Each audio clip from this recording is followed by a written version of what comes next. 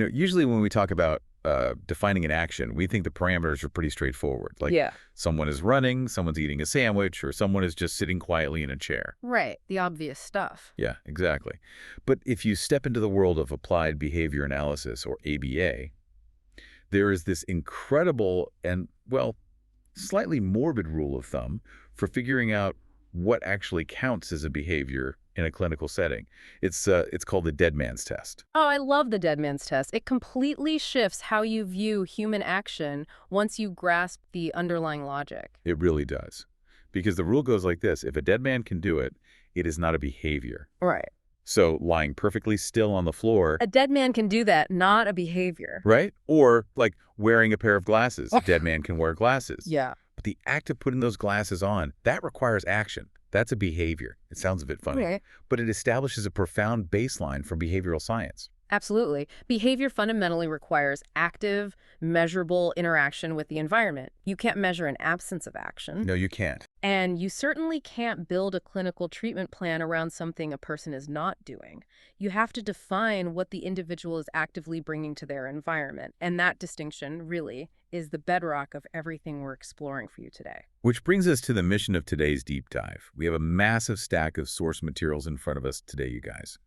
We're talking mock exams, rigorous study guides, complex ethical case scenarios, all designed for individuals preparing for their board-certified behavior analyst or BCBA exams. It's a lot of material. It is a ton.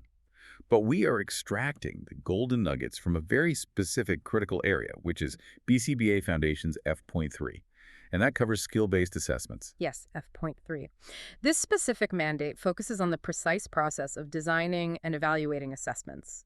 You're trying to figure out an individual learner's skill strengths alongside their areas of need. Their strengths and their needs. Exactly. It is the absolute starting line for effective treatment planning. Before you can intervene, you have to measure. So we are going to lay out the complete roadmap for you. We'll explore how to design these assessments to identify both what a learner excels at and where they need help. We'll open up the assessor's toolkit to see exactly how these measurements are taken. And the really crucial part, how to convert those findings into clear, measurable, and insurance-defensible treatment objectives. Yes. And I want to emphasize right up front, while these sources are technically exam materials for clinicians, they are actually the secret blueprint to changing human lives. They really are. This isn't just academic theory. This is how professionals unlock potential in vulnerable populations. Right, because at its core, an assessment is far more than just paperwork to satisfy an insurance provider. It's the scientific, systematic process of understanding a human being's unique interaction with their world. Identifying the barriers in their way. Exactly, and figuring out how to help them navigate that world more successfully. Okay, let's unpack this. Because before we can change a behavior or teach a complex new skill, we have to map the territory. And according to the F.3 mandate in our sources, that territory has a strict dual nature. Meaning we have to assess both strengths and deficits. You can't have one without the other. Right. It makes me think about renovating a house. Oh, that's a good way to look at it. Yeah. Like you don't just walk in and only look for the rotting floorboards and the leaky pipes. Yeah. Those are the deficits. You'd be terrified to buy the house if you only looked at that. Exactly. You have to find the solid, load-bearing walls and the strong foundations, the strengths, because that is exactly what you're going to build a new structure on. That's a perfect analogy. A comprehensive assessment fails if it focuses solely on what the learner cannot do. Historically, there's been this trap in clinical settings where a practitioner walks into a room with a clipboard and exclusively hunts for the problems. The delays, the disruptive behaviors. Right, the missing milestones. But when an assessor only looks for deficits, they are essentially walking past the very tools they'll eventually need to facilitate learning. Which brings us to a specific clinical example from the sources. There's this 5-year-old client named Max. Ah, yes, Max. Max has a history of disruptive behaviors and severe difficulty transitioning between different daily activities. Those are his documented deficits. Right, the leaky pipes in the house analogy. Yes, exactly. Yeah. But a proper F.3 assessment also clearly identifies his strengths. Max is highly motivated by digital devices. He possesses excellent fine motor skills when interacting with tablets, and he sustains attention for long periods when a screen is involved. So his strengths are right there, waiting to be used. They're his load-bearing walls. So if you want to teach him to transition, you use his native language. You use the tablet as the bridge. Exactly. When a clinician utilizes that existing motivation, they bypass a massive amount of resistance. The expert behavior analyst doesn't just note the tablet as a fun fact on page 4 of a report. Right, like, oh, Max likes iPads. Yeah, that's useless on its own. They use that strength to construct the intervention. They might design an interactive, visual transition schedule directly on the tablet. Oh, wow. Right, you're using the environment he's already mastering to introduce the transition skill he's currently lacking. Highlighting strengths isn't just to make the parents feel good, it is a strictly scientific necessity. And for anyone listening who is actually deep in the trenches prepping for their boards right now, the sources highlight a massive exam tip here.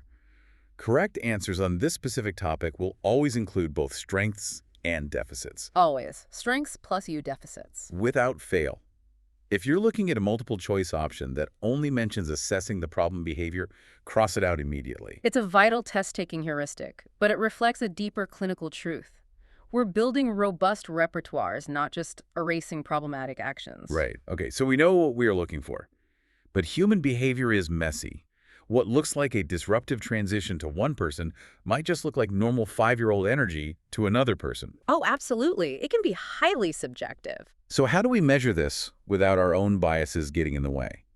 Our sources break down the assessor's toolkit into a few primary categories. Yes, when you dive into F.3, you generally see 3 main structural types of skill-based assessments. Let's hear 'em.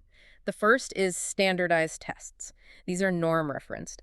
Mechanically, that means the client's score is compared to a massive, statistically significant normative sample of their peers. So you aren't just saying, I think this child is behind. You have hard mathematical data. Exactly. And because of this, standardized tests have incredibly strict, rigid rules. If the manual says you must place a red block on the table and say nothing, you cannot place the block and say, hey, look at this. Any deviation invalidates the statistical comparison. I'm going to push back here for a second, though. Go for it. Because the sources make it very clear that standardized tests are the gold standard for insurance companies. They're the gatekeepers for billing and state funding. If the funding sources only care about that standardized score, why do we even bother with the other assessment type? Aren't they just extra paperwork? What's fascinating here is that the conflict you're pointing out highlights the difference between proving a need exists and actually treating that need. Okay. A standardized score gets you in the door. It tells the insurance company mathematically that this individual meets the diagnostic criteria for support, but it's deliberately sterile. It doesn't tell a behavior analyst what to do on a Tuesday at 2 p.m. when that client is overwhelmed and throwing items across a classroom. Oh, I see. It's like it proves the engine is broken, so the warranty will cover it, but it doesn't give you the manual on how to rebuild the engine. That is exactly it. And that's where the second tool comes in criterion referenced assessments. These aren't comparing the client to a statistical sample of other kids. They're comparing the client's skills to a rigid set of developmental milestones. So, like, can they point to a requested item? Can they imitate touching their nose? Exactly. It's highly detailed. It breaks massive concepts like communication down into hundreds of tiny teachable steps. It gives you the actual day-to-day roadmap for therapy. And the third tool? Curriculum-based assessments. They function similarly to criterion-referenced ones, but they're tied directly to specific learning objectives, usually dictated by a school district. Right.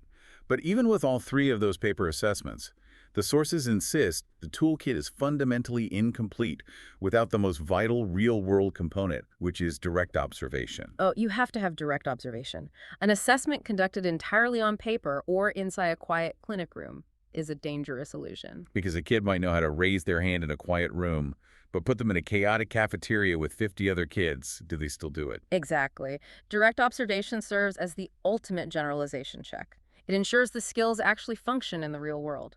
Okay, so we've mapped the territory, we've used our tools, we've gathered all this raw data.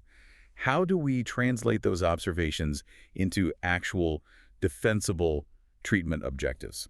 This transition brings us to task list H1, developing intervention goals in observable and measurable terms. And this circles all the way back to your opening concept with the dead man's test. Right, so we can't write a goal that says the client will be less anxious. Exactly, because being less anxious completely fails the mandate. It's not a measurable behavior. So what does this all mean? It reminds me of a bad New Year's resolution. How so? Like if I say, I want to be healthier this year, that fails because you can't measure it. But if I say, I will drink 8 glasses of water a day, that succeeds. Anyone observing me can tally it up. That's a great example. Vague language leaves too much room for interpretation. Let's look at a concrete clinical example from the sources. We have a client named Denali. Oh, the nail-biting case. Yes. Direct observation shows Denali bites her nails until her fingers bleed. The F.3 assessment reveals the why behind this behavior. It's maintained by automatic reinforcement, meaning the physical sensory feedback of the biting itself is inherently rewarding to her nervous system. And it's also maintained by attention, right? Because adults rush over to tell her to stop. Exactly. So if a clinician just relies on common sense, they might write a goal that says, Denali will stop biting her nails. But stopping is a dead man's behavior. A dead man is exceptional at not biting his nails. Right. And beyond the dead man's test, simply extinguishing a problem behavior without giving the learner a functional alternative is a profound clinical failure. You must establish a functionally equivalent replacement behavior. You have to give her a safer action that provides the exact same sensory payoff. Yes. So the objective becomes teaching Denali to bite down on specialized, safe silicone blocks placed on her fingers. This fulfills her underlying automatic sensory need, it prevents tissue damage, and a therapist can easily measure the frequency of her using the blocks versus her natural nails. Yeah, it makes total sense. Sure. There's another F.3 example in the sources featuring a learner named Annie. She throws severe tantrums in her classroom. Right. But the direct observation phase reveals she tantrums specifically to escape noisy, overwhelming environments. The noise rises, she throws a tantrum, and the teacher immediately removes her. The tantrum works flawlessly. Because all behavior is communication, Annie is aggressively communicating that the auditory input is physically overwhelming. We obviously can't just let her scream, but we also can't just forcefully extinguish the tantrum and trap her in a room that's causing her physical distress. Exactly, so you teach a replacement behavior. For Annie, the clinical solution is a break card. The observable, measurable goal becomes teaching her that when the noise gets too loud, she can hand a physical card to the teacher, and the teacher will immediately allow her to leave. Handing over the card serves the exact same function as the tantrum, but it empowers her. Yes. And this aligns with the mandate that treatment objectives must prioritize positive reinforcement. You are building a skill, not just suppressing a problem. Here's where it gets really interesting, though. You can write a beautiful, scientifically sound, observable, and measurable goal on a piece of paper. It passes the dead man's test. It relies on positive reinforcement. Yep, perfectly formatted for an audit. But will it actually survive in the real world? Ah, the human element. This tension is governed heavily by Ethics Code 2.14. Interventions must be based on scientific evidence, sure, but they also must best meet the diverse needs, context, and resources of the client and stakeholders. It's like writing a brilliant Michelin star recipe that requires a blowtorch and liquid nitrogen, but handing it to a client who only has a microwave. That is the reality so often. If the environment doesn't support the plan fails. It just doesn't matter how scientifically perfect the recipe is. If we connect this to the bigger picture, behavior analysts refer to this as contextual fit. Take a token economy, for instance. Highly validated intervention. Where a kid earns points to trade for rewards later. Exactly. But imagine prescribing that for a child in a highly chaotic household with a busy single parent working 2 jobs. If that parent cannot realistically pause their day to track tokens and manage a reward store every evening, that intervention lacks contextual fit. Right. And the study guides Mach 3, question 130, specifically, explicitly state you must solicit input from relatives and those familiar with the client. You can't mandate a program from an ivory tower. You must assess the cultural variables and the raw environmental resources. If a practitioner ignores the human context, their pristine data charts will plummet the moment they drive away. Which brings up the ultimate test. After all this assessment work, how do we actually know if an assessment worked in the long run? The ultimate measure is a concept called generality. Does the behavior change last over time? Does it transfer to new, unexpected environments? Like, if Annie only uses her break card with her specialized therapist, but throws tantrums with a substitute teacher, it hasn't achieved generality. Exactly. The skills have to survive the messy reality of the world. The F.3 assessment is never the end product. It is merely the rigorous beginning of an independently improved quality of life. All right, let's do a quick, energetic recap for you so all these complex F.3 pieces lock into place. We took a deep dive today into F.3 designing and evaluating skill-based assessments. Remember the exam tip. Always look for the combination of strengths and deficits. Yes.